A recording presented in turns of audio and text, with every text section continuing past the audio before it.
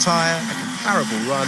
Charles Leclerc went deep at turn 11, which is off the back straight, and then into the fiddly stuff before you get on to the final straight that takes you down to 17. So that was pushing on again for a second lap on those hard Pirelli tyres. And Alex Albon taking it to the limit and very nearly taking the 45, as he calls it, the FW45 into the wall there. It's funny, I was just looking at him on the timing and scoring, because he had a couple very quick purple microsectors there in sector 2. That slippery Williams getting some good pace down through that back straight, but then he had a little bit over enthusiastic through that 11, 12, 13 section, just losing the back end. And the Golf helmet for Albon. Still an improvement on his lap time, though. Overall, despite that moment, it was still a personal best, which I think tells you the state of the track and the state of the weekend, and which is why we're telling you more about helmet designs. Oh, we did well to keep that pointing in the right direction. He said he felt that Baku was his best race of the season so far, despite having the reward to show for it. Scored, did well qualifying-wise in the sprint, dropped back in the sprint for the points, so didn't have any points to show for it, but he's happy with how that Williams team is performing at the moment. Now checking in with the man who was on the front row here, and this seems a lap that's much closer to what Verstappen has managed to do. He's 100th back. Ferrari with not the incredible straight line speed that we've seen of the Red Bull so far, and the DRS, where it was 30-kilometre difference when one of the Red Bulls was passing Charles Leclerc for the lead. Something that happened to him in both races, the sprint and the Grand Prix 1 week ago. So much has been made of the DRS effect on the Red Bull RB19. They're probably, every other team, there's 9 teams in the grid right now, they're happy that 2 of the DRS zones have been shortened by 25 meters just to give them a little bit less advantage in those areas, as we look down on the timing there and see Fernando Alonso actually purple in sector 1. So again, the evolution of the track today is just going to be phenomenal. We're going to see these times continue to drop as we keep going. A little bit wide there for Carlos Sainz, trying to get on the power. 17, 18, 19, around the last corner. Let's see what it stacks up to be. It's going to be a personal best for sure. And he comes over the line and finds himself in 5th position. So we check in on the green Aston Martin appearing through the heat haze. DRS closing for Fernando Alonso, who found himself with his worst result of the season. Say that with a smile on my face, because he's only 4th. What a fantastic sight it has been this year to have the 2-time world champion back at the front of the field, where his talent so clearly belongs. He slots ahead of his old teammate, Lewis Hamilton, and Alonso felt that a couple more laps and he would have found a way past Charles Leclerc. He's 3rd in the standings at the moment. Leclerc on for a personal best. He's pushing on at this moment in time. Just coming through, he's into turn 16, heading onto the back straight as we take in the vista of the Hard Rock Stadium. It's on the other side. That's where the podium side is the other side of the pit straight. You can see that in front of the massive screen. And this is further round the lap. Actually got some water down there in the marina this year. Terrific. Which of those yachts are you staying on? Yeah. I assumed you were... the F1 TV budget does not stretch that far, my friend. Fernando Alonso looking to start in the top 5 in the US for the first time since Indianapolis in 2007, when he had a phenomenal battle with Lewis Hamilton. On the warpath, lap after lap after lap, couldn't find a way by. Hamilton winning back-to-back Grand Prix, and you all know how it went between those two as teammates afterwards. All downhill from there, wasn't it? It really was. It's pretty dusty in the pit lane. There's a permanent structure, the pit lane here. This is on board with Oscar Piastri, who will be delighted to be out of Baku. Not because he's got anything against the Azerbaijani capital, because he's unwell through the entirety of the weekend. Hinch, you've been in that situation where you've been feeling unwell and you've just got to get strapped in and deal with it. It is tough, and I think every driver's had it at some point in their career, and it's a really big challenge. And one of the big issues for Oscar Piastri is he said he lost 3 kilograms before that Grand Prix weekend. Of course, you're then going to go through the weekend itself. You're going to lose more weight, usually in fluids, over the course of a Grand Prix. And then you're coming here to Miami, like we said, one of the hottest races. I actually was speaking to Max Verstappen earlier in the week, and he said this race last year was the most physical event he's ever done in his career. Wow. He could not believe how exhausted he was just from the heat. It's not a particularly physical track, but the heat just sucks the energy right out of you. He said he could barely lift the trophy above his head. Good problem to have. That's a great problem. There were a lot of drivers that didn't have that to worry about after the race, but all of them, I think, pretty beat. So for Oscar Piastri, getting those fluids back in, getting that fitness back up to where it needs to be to survive this Grand Prix is going to be very important. Okay, let's check in with Will Buxton, who's wandered down to Ferrari. Thanks, mate. I've been waiting here since the start of the session because they've got some big upgrades on this Ferrari this weekend. So we're going to try and take you in to have a look. Come with me, Chris. Let's go. The first one is the diffuser at the back here. Let's get down nice and low. And have a look. That diffuser there, that is brand new on that Ferrari, and they're all pushing me out of the way because they don't want me to get too much of a close look at it. But yeah, that diffuser is one of the main parts of intrigue on the Ferrari this weekend. Chris will come around the other side. We can take a look at the new floor as well, which has been upgraded on the Ferrari. You see the sculpting at the rear there, pulling it all the way through up to the front. They said it was front and mid floor that has been changed, but there's definitely some detailing at the rear of that floor as well. So one of the biggest, certainly the top three teams, one of the real big upgrades for this part of the year. I'll tell you what.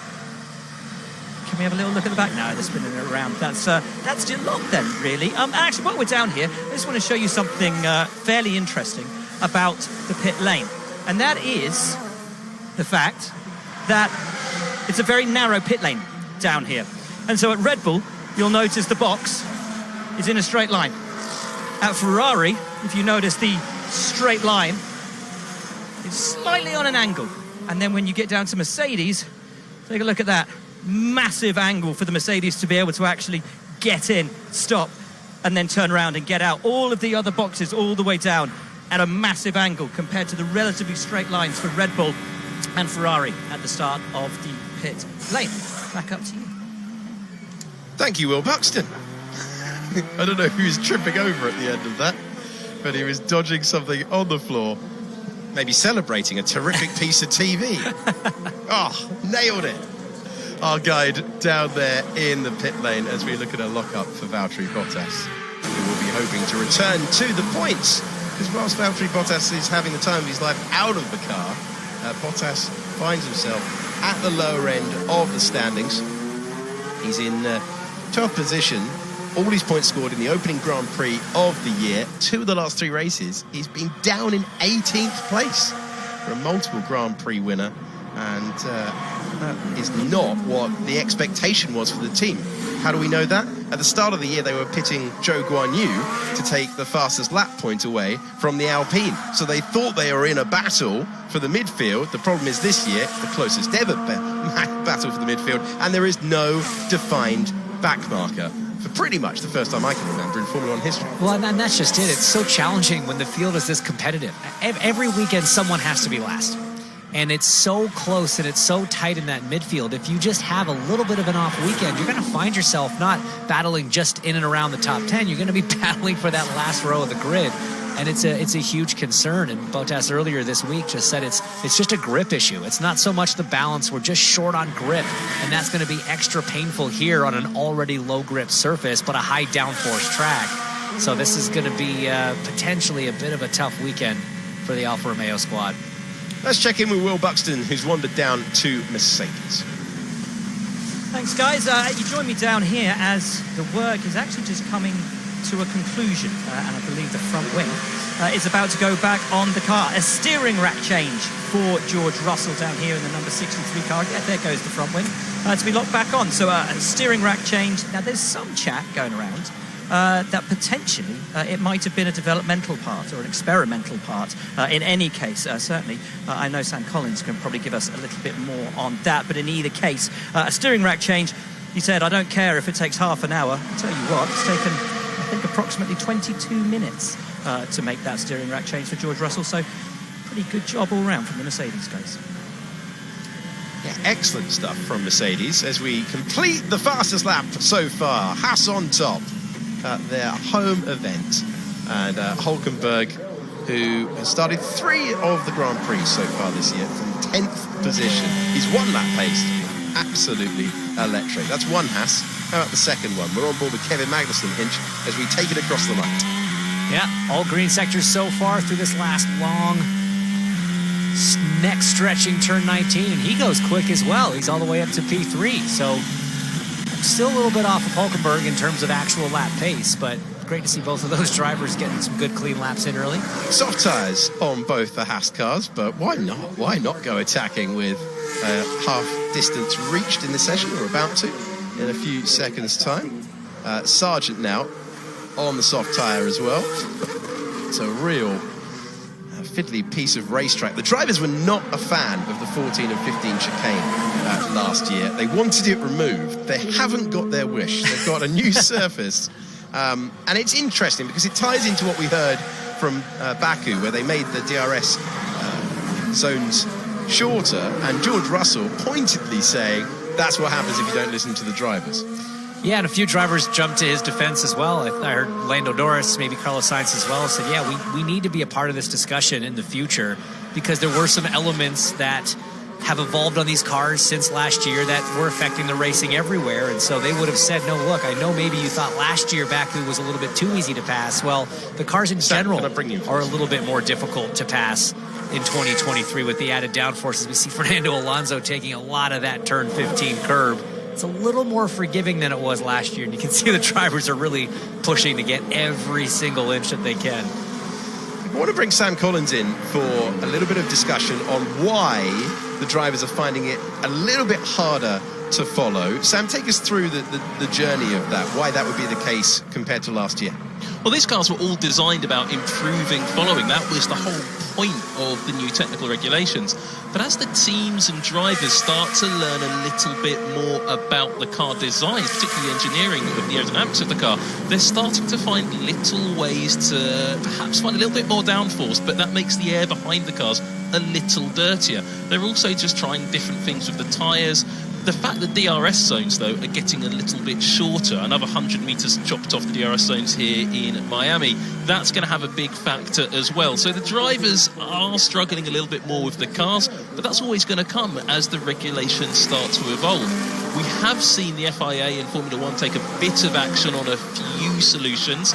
Mercedes came along with a front wing solution that the FIA and F1 looked at last year and said, that's not really going to help. It's going to create a bit more of this outwashing effect that they didn't like and wanted to get away from. Well, that got banned, but then Mercedes found another loophole in the regulations and sort of brought it back. To the same degree, Aston Martin's rear wing, high downforce rear wing with those sort of armchair ends on it, that got banned last year, and Aston Martin hasn't found a solution to bring that back, but they have found some other very clever things on that green car. Thank you, Sam. Appreciate that. Talking us through why it is a little bit harder to follow, according to multiple drivers in the field this year compared to last. Ferrari bringing updates to their car this weekend as well, and Max Verstappen is DRS open on a push lap on the soft tyres. We're going to find out the real capability of the Red Bull as he makes his way through the sectors. The sweep in Sector 1. Yeah, just looking at the microsectors, it's not a particularly strong start to the lap for Max Verstappen. Only green in one microsector. We're going to come up here to the timing line for the end of Sector 1. He's a tight left turn 8. Okay, so still a personal best. Really found some time actually in that 7-8 complex, that sort of long decreasing radius left-hander leading on to this not straight away. Turns 9 and 10 technically through here. I can tell you, Yuki Tsunoda has been off the road. Driver who is leading that team. He was challenged to do that at the start of the year, but he's been off track. So that's both AlphaTauris having a moment. And now we're into the claustrophobic section, climbing all over the curb because there's no other option. And before you know it, you're onto the back straight. And suddenly the time is coming back to him. So warm up a clear issue. And Verstappen in the middle part with the DRS, taking off with that monstrous DRS and holding on the anchors for turn 17. But you got to look at it. At this point in the lap, he's still just a little bit under a tenth behind Hulkenberg on the same tire. So it's going to have to be a monster third stint for it to be a meaningful gap. I mean, yeah, 3/10, that's still a pretty good shout for those Haas cars that did it earlier when the track would be a little bit better now. His teammate Perez now about to clock the line. He goes to third, still half a second off of Verstappen and 3/10 or 2/10, I should say, off of Nico Hulkenberg. So that's a great run for Nico. Something with that car just works for Hulkenberg. This is Max Verstappen, earlier part of the lap, just catching that would explain why Sector 1 maybe wasn't as strong as it could have been. This was further on through the chicane, hitting the curb at 15. It's a good amount of curb, though. It's not quite center punching the curb like we've seen some of the drivers. You get the floor on it, lifts the front tires right off the ground. And there's Alex Palou. Man you know well. Man I know very well, doing some promotional duties here with McLaren as one of their test and reserve drivers. Is it fair to say he got in a right mess, potentially trying to join McLaren in IndyCar?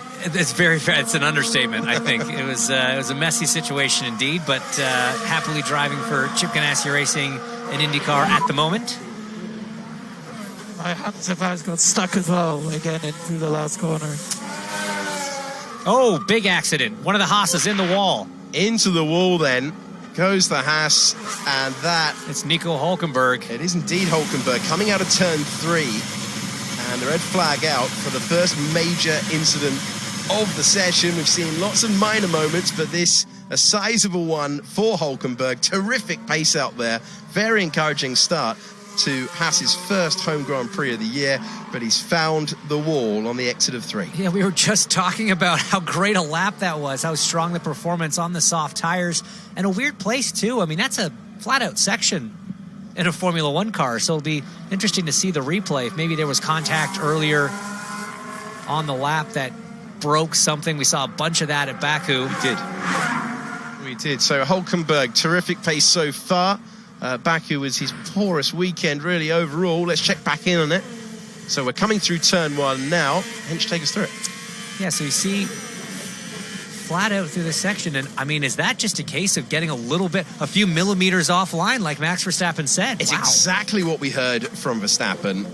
He was wide there and just pulled into the wall, and that gives you an idea of the drivers trying to thread the needle. Let's listen if there was a problem. I lost it. There you go. So that is just getting offline and straight to the scene of the accident. Now that's a terrifying thing for all the other drivers to see, because they now know that even just going a little bit wide can have pretty devastating consequences in one of the more straightforward sections of the racetrack. So this is not great news. Do you want to comment, Sam? As we see him kind of dejectedly walk away from his now damaged, very damaged Haas. There's his race engineer, knowing he's got a bit of work to do before P2 now. Yeah, Gary Cannon there in sight.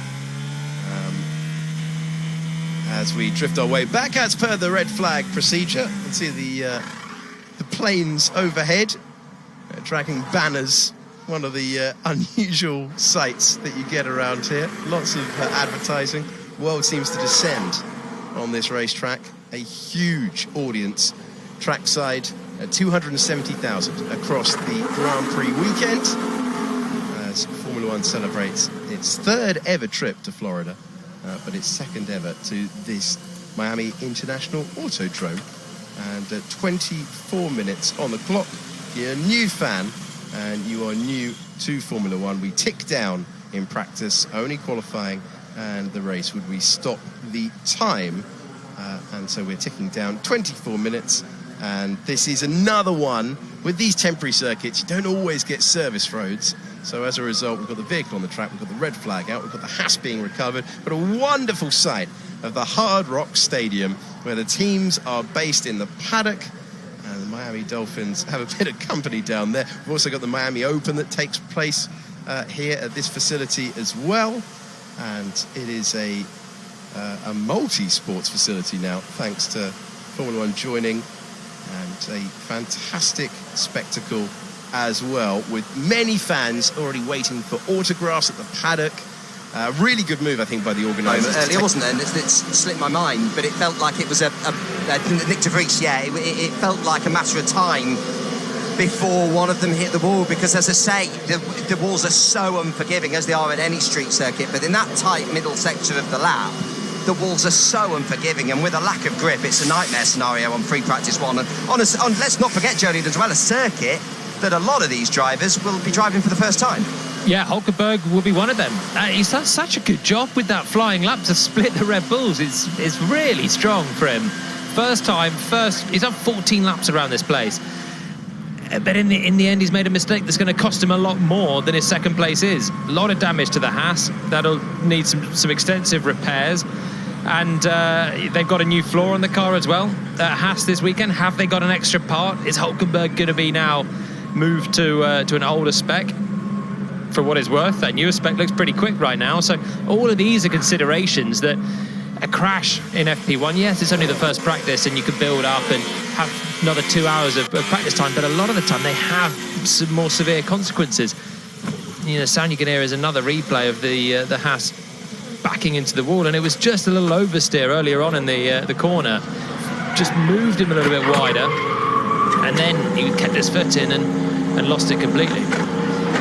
He certainly did. Well, the tractor is on track and taking Nico Hulkenberg's stricken Haas away. Christian, I'm wondering actually if you can find out how much damage Nick de Vries' AlphaTauri took when he had his little spin, because he came into the pits and never really wandered back out again. So de Vries, especially with this red flag, under a lot of pressure already coming into this session after a bit of a disaster. Baku trying to have a clean weekend of it. So far not going de Vries' way either. Again, another man who has not raced this track.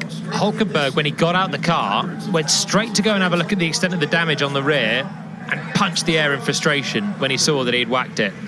I wonder if that's him knowing, upgrade on the car, and if you're a team principal, you're in the engineering briefing this morning, you're quite excited about having some new parts on the car. Haas and Ferrari are the two teams with significant upgrades this weekend to the floor, which is the most sensitive area.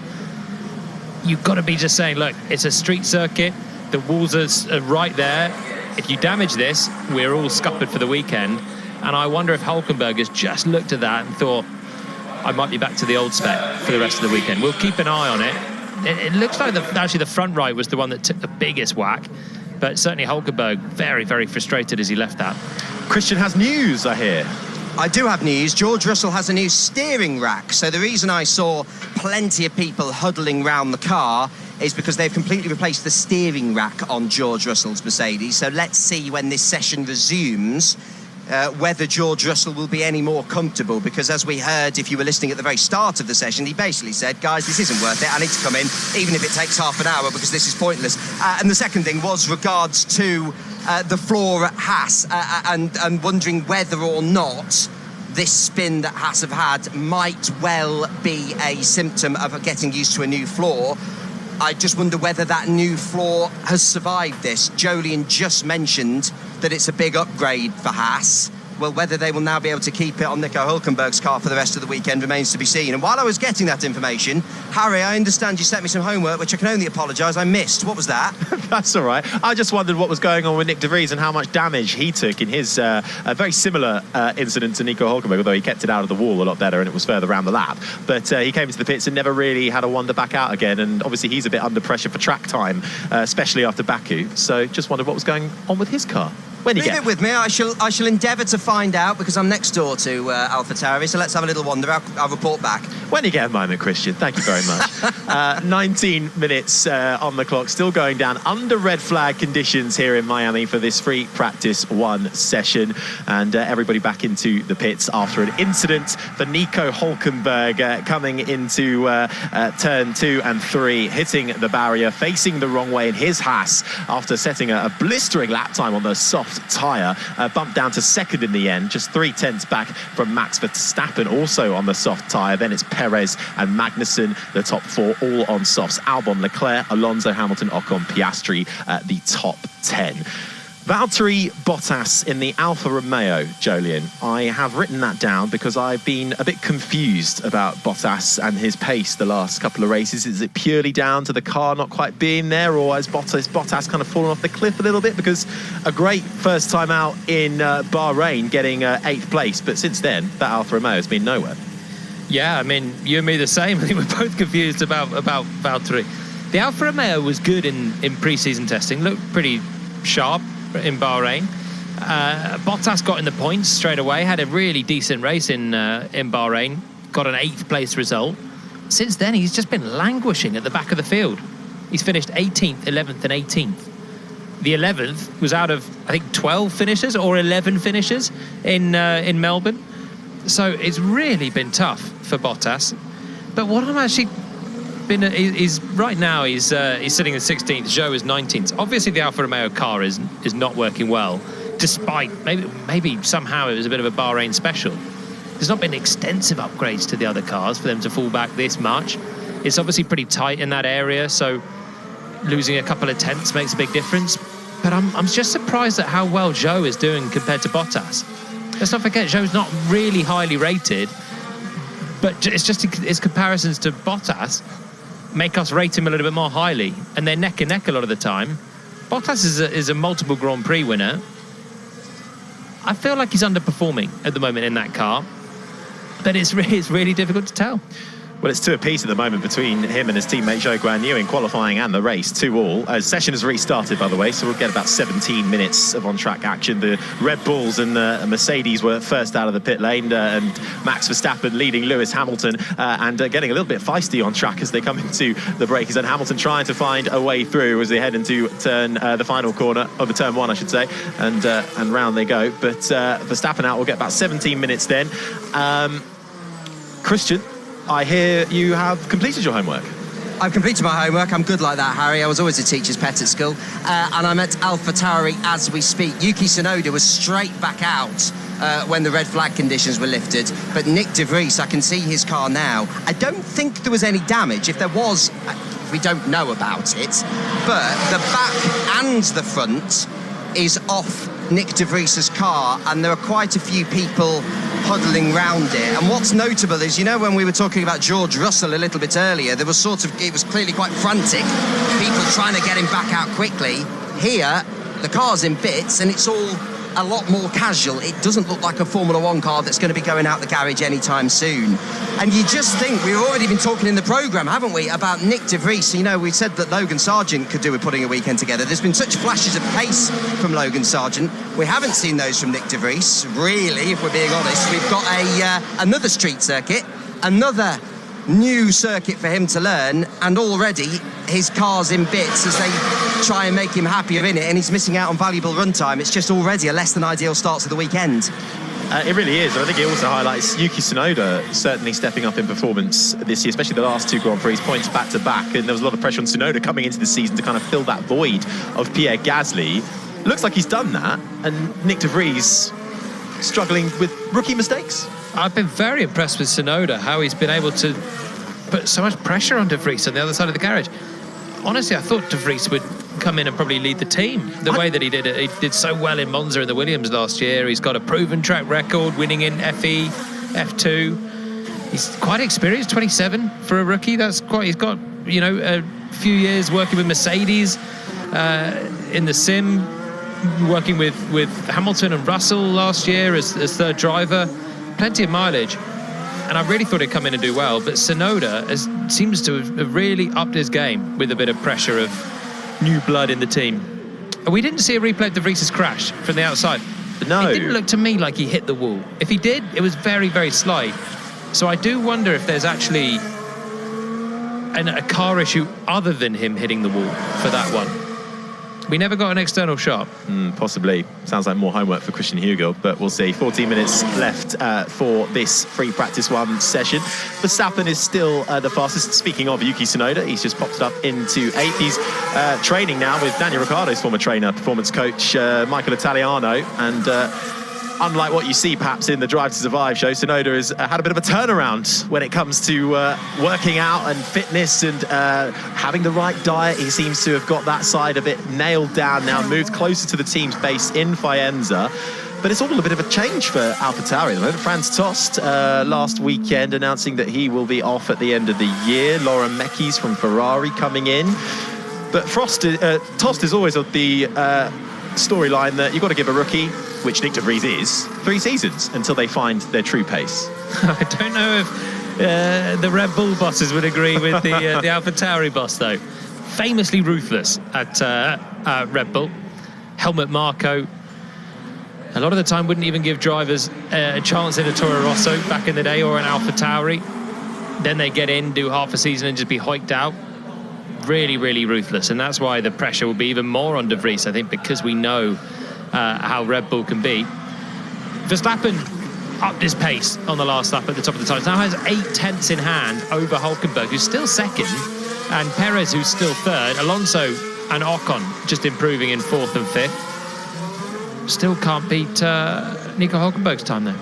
No, it really was a great lap time as Lance Stroll in the Aston Martin starts a fast lap on the soft tyre, makes the braking point into turn 1 and away he goes in the green Aston Martin as the sun beats down the palm trees, slightly wave about in the wind. It's nearly 30 degrees air temperature, nearly 50 degrees track temperature, 46% humidity as well. A lot of the drivers from last year say how tough this track was, purely because of not just how it was the layout, but also the humidity and dealing with the heat after the race. And Stroll making his way round now. 12 minutes on the clock.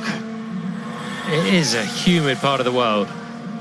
Tough enough in the paddock, let alone when you're strapped in the car and all togged up in your overalls, balaclava, your fireproofs and everything. It does get very hot in there.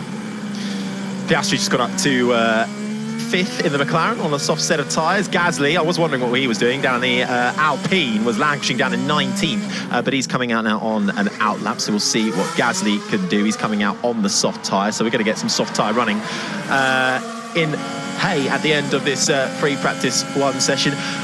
It sounds like we might get an extra team come Silverstone, Jolyn. Well, not quite an extra team, but we know that Brad Pitt and Lewis Hamilton are working on a Formula 1 movie. And apparently, I think it was blown a little bit out of proportion. There was talk of Brad Pitt lining up on the grids in an altered Formula 1 car for filming purposes. It's actually going to be a slightly altered Formula 2 car that has been designed by Mercedes and being overseen by Hamilton's side of the garage, but it's not actually going to be on track at all when the other cars are. It's going to be running in between sessions. But that's a nice sign for Formula 1, embracing even more of the world of America and Hollywood coming through. Brad Pitt on the grid. Yep. Is F1 meets showbiz coming to Silverstone? That's the way the world's going. I'm a traditionalist. I'm here for the sport. I don't care if Brad Pitt's there filming or not. What about new teams, though? Would you want some new teams on the grid? Yeah, but not Brad Pitt in an F2 car. No. But would you actually? You know, there are the entries are open for 2025 and 6 plus, and there's some interest. Notably, the biggest from Andretti Cadillac, and there's been a couple of teams as well from Asia that are interested, especially in the last week, announcing their interest in Formula 1. New teams on the grid, though, a good thing for Formula 1. I think it'd be great. More cars, the better. Oh, of course. Yeah, the more cars, the more action, fundamentally. Audi are coming in, but they're taking over the Alfa Romeo team. So that will be a more competitive team coming in. Surely Audi will be hoping to be fighting at the front. So that's great news. That's coming in 2026. We've got a little bit of time still for that one. It's great to hear Andretti is the team that's been rumoured for a while. We're racing in America, and I'm sure we'll hear more about Andretti this weekend again, and their now long-term ambition to be there in F1 hasn't happened as yet. I'm up for more teams. I think the existing teams are the ones generally more against it, because they might have to split the pie a little bit more. It's good competition, and 20 cars I think is the minimum acceptable in Formula 1. But I grew up watching 22 cars most often. Sometimes it was up to 26 when Caterham, Marussia... That's what I want to get back to. Caterham, Marussia and HRT, where they were on the grid, you know, so long as they're competitive, though. So long as they're competitive. But isn't that what the cost cap ensures now? Ideally, the cost cap is there for that reason. Many teams can't get up to the cost cap, though, so it doesn't completely ensure it. It just means that you can't blast way past it. If you're some of the big guns, you can still come in and try and run it on an absolute shoestring and scrabble around. I think there's generally a bit more money to go around. There's more sponsorship coming into Formula 1. If you look at title sponsor for Haas, for example, this season, bringing a little bit more to that team. Formula 1's in a healthy place, and that's also why there's teams wanting to join and get in on the action. Yeah, so many PRs and track activation going on around this Miami Grand Prix circuit. Almost as much work going off the track as there is on it. The sound you're hearing is the home hero in his Williams, Logan Sargent, making his way around. Currently down in 18th spot. Leclerc came through and went second, and then Sainz went through and went second. So the Ferrari is now second and third. Sainz ahead of Leclerc. That's on the soft tyre as well. which means everyone out there has now run the soft, with the exception of the 2 Mercedes, who are now 17th and 18th. Russell ahead of Hamilton. And Hamilton's been out there on another run. So Mercedes doing things a little differently. I think they're into some long runs, actually, looking at the times right now. Mixing their run plan up completely. De Vries is at the bottom of the times, hasn't run the softs either, and we know he's in the garage with his car in bits, so that's not going to happen in probably before the end of the session. But Verstappen leads half a second in hand over those Ferraris. Yeah, well, you mentioned Nick De Vries there. Christian's got AlphaTauri news. Yeah, so we understand there was a little bit of damage on Nick De Vries' AlphaTauri. The team say they're working to repair. Is the car okay? Yeah, it's all good. I just completely lost it. Very strange. Pierre Gasly on the radio, just running out wide there, but a very strange reason for it, according to him in the cockpit.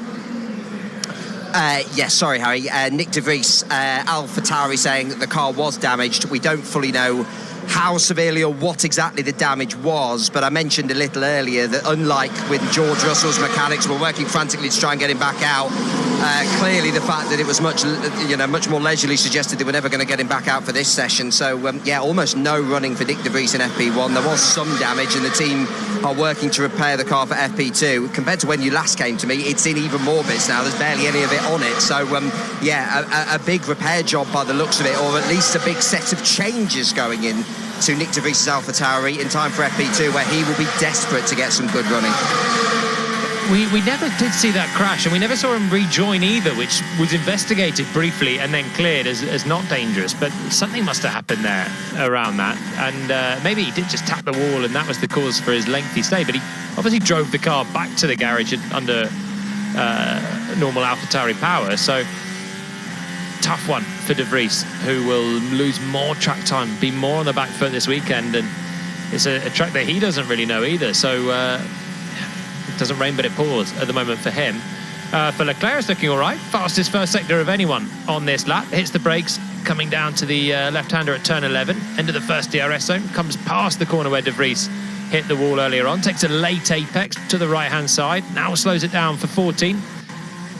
Jumps the curbs quite nicely through 14 and 15. Opens himself up a little bit through turn 16. And this is a much better lap for Leclerc, toe-to-toe with Verstappen through 2 sectors. It's looking good for that new floor at Ferrari. They're bringing that in for this weekend. Sainz currently in second. And we're still following Leclerc into the braking zone. Slings it into the left-hander at the end. Personal best in the middle sector, making his way around now the final right-hand kick before he crosses the line. What's it going to be for Leclerc?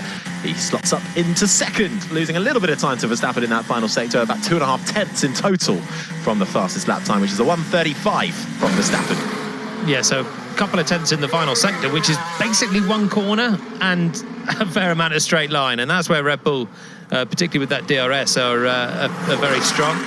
And Leclerc improved to go second, narrows the gap to the Red Bull, but still the straight line speed of the Red Bull keeping Verstappen on the front. And Max has done a pretty good time as well. He's a full second clear of Sergio Perez so far. Alonso fourth, ahead of Hulkenberg, is still fifth. Gasly had a huge moment, as Christian was talking, down at turn 4, turned it in, big opposite lock as the back came round, and it wasn't too far away from doing a Hulkenberg, but caught it. Now he's done a lap, and he's gone 6th, which is decent for Alpine. Yep, Carlos Sainz just catching his Ferrari as well in the early parts of the lap. Little bit of a twitch on the steering. We had a yellow flag briefly as well a few moments ago for Alex Albon. That was a spin coming into the final corner, I think it was, but he managed to get back going again, making use of the runoff. The Ferraris, though, in second and third. Carlos Sainz a couple of tenths back from his teammate, and struggling to keep that Ferrari on track at the moment, running over the red and white curbing. The sound you're hearing is on board with Carlos Sainz coming into turn 1. The right hander just losing the rear end a little bit, has to get off the throttle and allow the Red Bull past. Slithered off the racing line and slithered off the road in the end, didn't he? So still slippery out there. 1 minute 30.5 is the best lap from Max Verstappen, championship leader. Red Bull looking so strong. Last year, 1 minute 31.0. So they're half a second quicker this year compared to last year. Completely new surface. 14, 15 looks a little bit more jumpable as well, the chicane. they're not a great deal quicker. No, well, just under 3 minutes left of this free practice one session. The two Mercedes of Russell and Hamilton, currently down in 18th and 19th, but are both now about to start flying laps on a soft set of tyres. In fact, nearly everybody's on a soft set except for Piastri, Magnussen. At the moment, they're in 10th and 11th, but Hamilton then begins his flyer lap. So far, so good through the first sector, keeps it nice and tidy, manages to avoid keeping it out of the right-hander of turn 3, where we saw Nico Hülkenberg find the wall, which was the reason for the red flag earlier on. Hamilton all over the curbs through the first sector, looking fairly confident, able to attack them in the Mercedes. Now can squeeze on the throttle. He's within a tenth of Max Verstappen through that first sector. Took a lot of apex curve, got right up to the inside part of the circuit through 5, 6, 7. Now he's flat out down towards turn 11. Big step on the brakes coming up. A little bit of a slide coming out of the corner, but keeps it all planted. Ocon gets himself up into 7th. Perez now down in 8th, about a second off his teammate. So Perez needing to try and find a little bit of pace before the end of this session if he wants to get up there with his teammate. Russell finding time in the first sector as well, though not much, 11 thousandths of a second, but it's something. That's on Verstappen, so both Mercedes are now flying. Hamilton does the fastest middle sector of anyone, right at the death of this session, 90 seconds to go. Leclerc now does the fastest middle sector, mini qualifying at the end of FP1 as Hamilton flashes into the final corner, gets on the throttle, squirms it out, and will head to the line. Can Hamilton get to the top?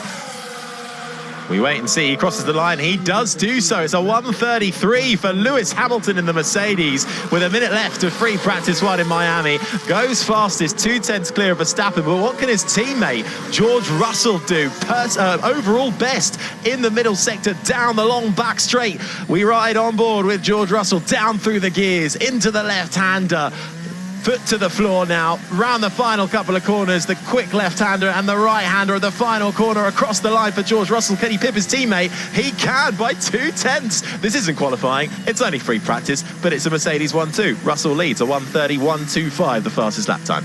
And Leclerc's gone third, which shuffles Verstappen from top about 30 seconds ago down to fourth right at the end of this session. No doubt the track's getting better at the end. We know that it started off very slippery with every lap that passes, particularly on the soft tyre. The rubber comes up, the grip level comes to the drivers, and Mercedes were bolting on brand new softs there right at the end. So they definitely had a bit of a grip advantage. Still 4/10 up on Verstappen, and particularly George Russell. Only 16 laps for George in this session, and surely he's going to end it fastest. So that's a remarkable turnaround for the guy that needed a steering rack change at the start of this one.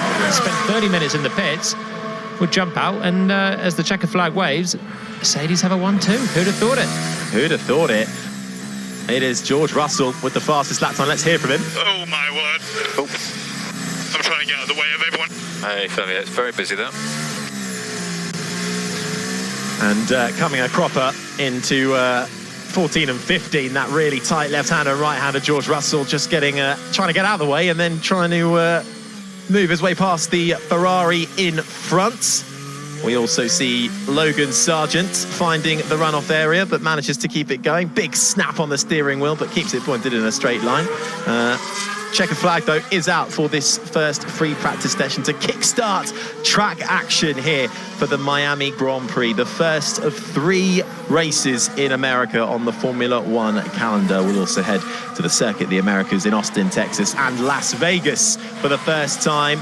And a bespokely made track for Formula One later on in the year. But Miami gets the first bit of treatment, and it's Russell with a 1:31, 2/10 in front of Lewis Hamilton. Leclerc, Verstappen, Sainz, the top 5. Gasly, Alonso, Stroll, Hülkenberg, Ocon, the top 10.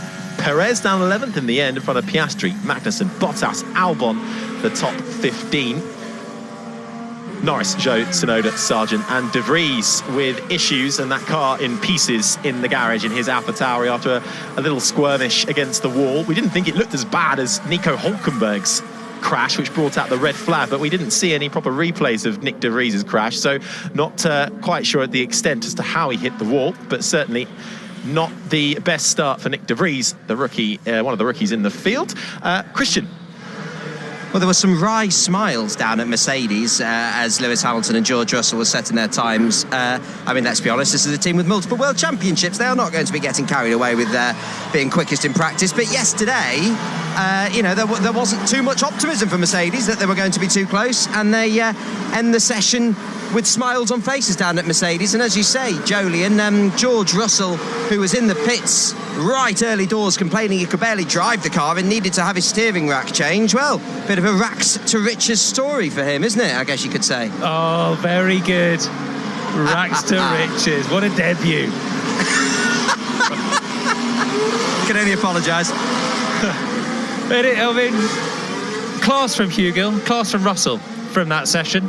Really good to do so few laps on the circuit that's slippery as well.